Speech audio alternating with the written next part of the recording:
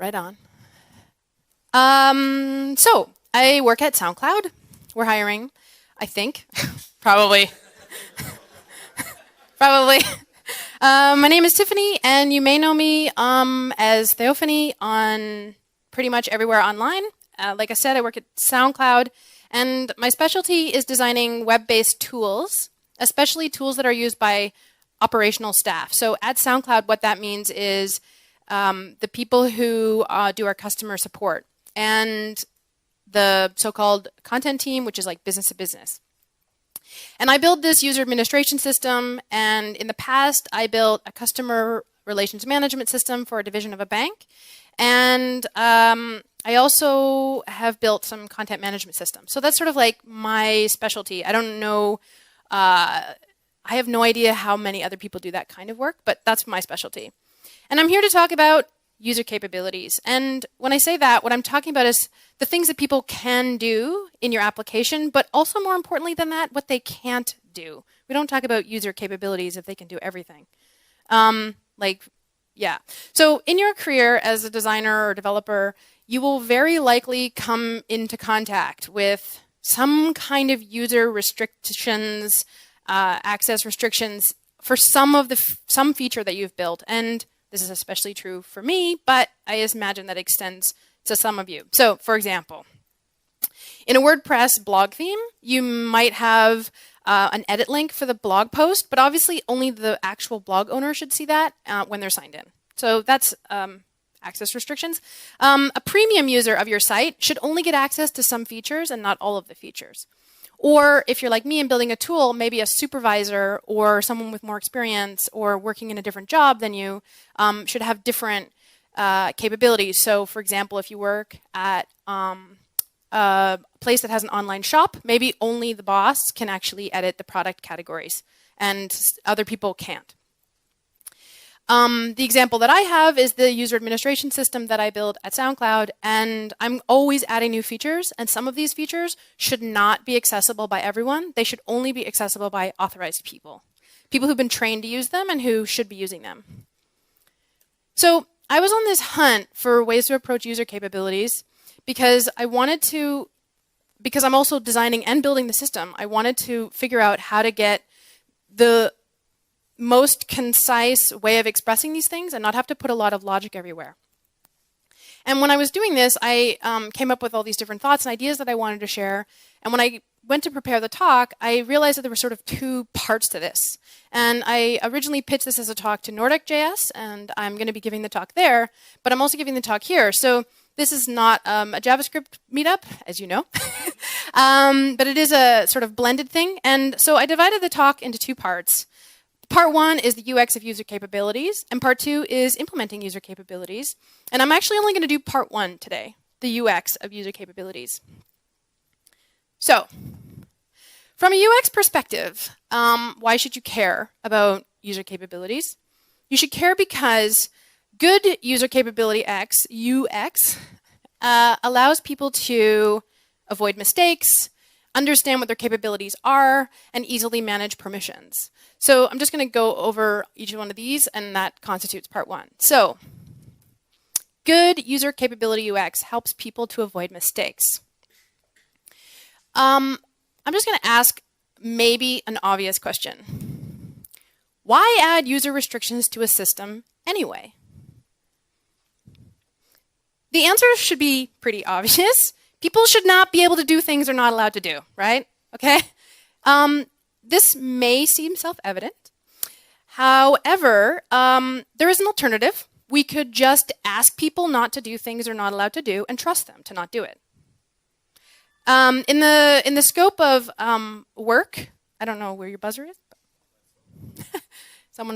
That's okay, the doorbell stopped. You don't need to worry where your phone is. So it should be obvious that people should not be able to do things they're not allowed to do. This may seem obvious. We could just trust people. In a work environment, you could sort of trust people because, why would you assume that they would break the rules? But obviously, this is a little bit irresponsible. Also, in human societies, there are lots of examples where you never prevent people from actually doing things they're not allowed to do. You just tell them they can't. obviously, in a computer environment, you don't have to just trust people. We have the ability to attempt access restriction. So beyond this idea that people should not be able to do things they're not allowed to do, there was this other idea that emerged in the 1970s in computer science. People should not be able to do things they do not need to do. This is slightly different, and this is known as the principle of least privilege. So essentially the idea here is that users must be able to only access the information and resources that they actually that are necessary for their legitimate purpose. So, for example, a user account should only have privileges which are essential to that person's work. And the purpose of this is for the protection of the data from mistakes and malicious behavior. So when you think about it in terms of employees, the principle of least privilege translates to giving people the lowest amount of user rights that they can have to still do their job. So basically the principle limits the potential damage of any security breach, whether accidental or malicious. So people should not be able to do things they do not need to do. And therefore they will not make mistakes. So good user capability UX helps people to understand their capabilities. For me, this is actually is quite self-evident because user interaction design says that it asks, how does the user affect change? How do they understand the change?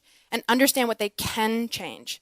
And this last part, how do they understand what they can change, is exactly the point that I'm making. Your UI must communicate to the person what they can do. But I'm going to take that one step further and say your UI must not communicate that the person can do something they can't, because that's really frustrating. So the UI itself should reflect what the user's capabilities are, and it shouldn't give them the impression they can do something that they can't. There are some exceptions to this. For example, I've done this before where I have a button that indicates that a person can do something, and when they click on it, I actually inform them what they need to do to get the permission to use that feature. So it'll say, oh, you don't have permission to use this, please talk to this person. Or you don't have permission to use this, why don't you upgrade? So those are, you're educating the person on how to actually be able to do the thing that they're not allowed to do. So that's a slight exception. So lastly, good user capability UX helps people to easily manage permissions. And this is where it started to get really hairy for me, because in the system I build, I don't only have to actually implement the user capabilities in the system, I also have to build a way for other people to manage those capabilities. And when I started digging into this, I realized there's this whole vocabulary that exists in computer science, and it's really useful to just know what these terms are. So just firstly, some definitions. I think it's useful to know what this terminology is, not only because it's nice to know the words for things and concepts that you have already encountered, but also because it really clarifies how these things fit together, and you don't have to like go out and reinvent the wheel because this stuff already exists, and you can talk about it sort of competently and know what the terms are. So I'm going to cover 5 things: subject, object, operation, and permission and capabilities. A subject is an active entity, such as a user or a process. Object is the thing that the subject acts on. Operation is an action that is attempted by the subject on the object. And permission is the right to perform the operation. Probably you guessed this one. So it's the granted right to perform an operation. So a capability then is the allowed operation that the subject has permission to perform in an object. But for simplicity, we're going to just stick with subjects are people, object is a thing, operation is an action, and permission gives the capability for a person to perform an action on a thing. And I'm going to sort of stick to this because that's what we're talking about. We're not talking about a process and whether or not is allowed to delete files and allocate memory or something. So Now I'm going to define two other things, and these are sort of the two most widely used approaches for managing permissions, and what we're looking for is which of these has the better UX. So first we have access control lists, and then we have role-based access control. Access control list is a list of permissions for an object. Typically, each entry specifies a subject and an operation for the object. Or, in the terminology we were using, an access control list is a list of people who can perform an action on a thing. So, for example, the access control for products might be Alice can view products, Alice can edit products, Bob can edit products. And if you've ever interacted with a Unix-style file system and you've had to change the permissions on something, you've seen something like this. But what about the UX of maintaining an access control list? When I introduced the system, as I said, I needed to think about this problem and how this was going to get solved by a non-programmer, when new people are onboarded into the company. And maintaining an access control list can become very tedious. And let me just walk you through this scenario. Imagine you work at a warehouse and you have just hired a new junior warehouse clerk and you want to give them access to the order management system. So the clerk's job will be to add incoming orders to the system and then check over the orders before they leave the warehouse. And they answer the phone and answer any questions about the order. And maybe they can edit the order that the customer made or take new orders. So it's your job now to add this new person to your order management system and make sure they have all the permissions they need to do their job. So you're going to need to look at the list of operations per object and assign them, which is really gross. Now, this example that I pulled is from a website that was trying to explain how to grant permissions in SharePoint. And the question is, how do you know which of the actions to allow on which things? You would need to understand the job of a warehouse clerk very well in order to actually fill out this form.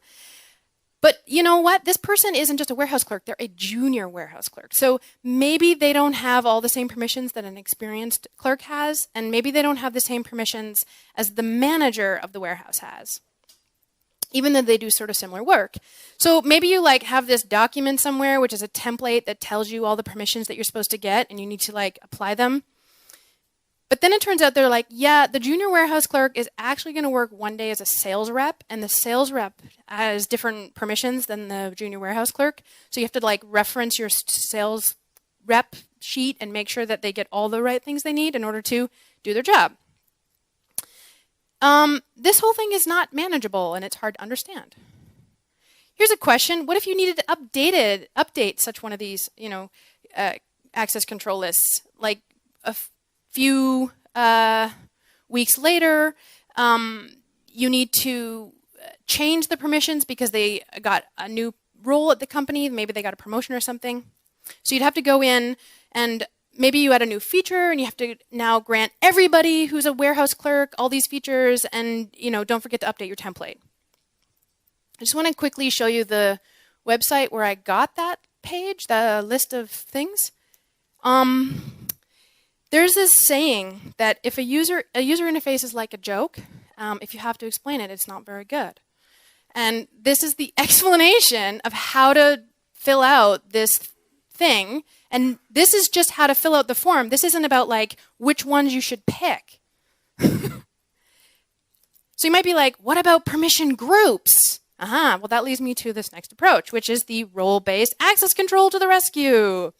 Role-based access control. So instead of granting everybody this laundry list of permissions, you can just think in terms of roles that exist, in this case within the organization, or roles that exist in sort of the groups of users that are using your site.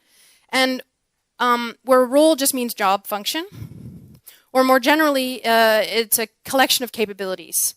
And permissions to perform certain operations are assigned to specific roles, and they might be assigned to more than one role. People can have more than one role, and then they get all the capabilities that go with those roles. That sounds a lot easier. And when a role is changed, people's capabilities automatically change too. Great. Solves quite some problems. So the question then is, role-based access control or access control lists. Well, bad UX leads to mistakes, and we saw that access control lists are hard to manage. So mistakes can lead to violations of the principle of least privilege. Therefore, role-based access control is better than UX than access control lists. Just to recap, part 1, good user capability UX helps people to avoid mistakes, understand their capabilities, and easily manage permissions. They avoid mistakes by following this principle of least privilege. I said that people should be able to understand their capabilities because your UI is communicating that to them. And lastly, it should be easy to manage permissions, and you should try for some role-based access control instead of something like an access control list or some sort of very granular thing. And that leads into how would you do that in a front-end application?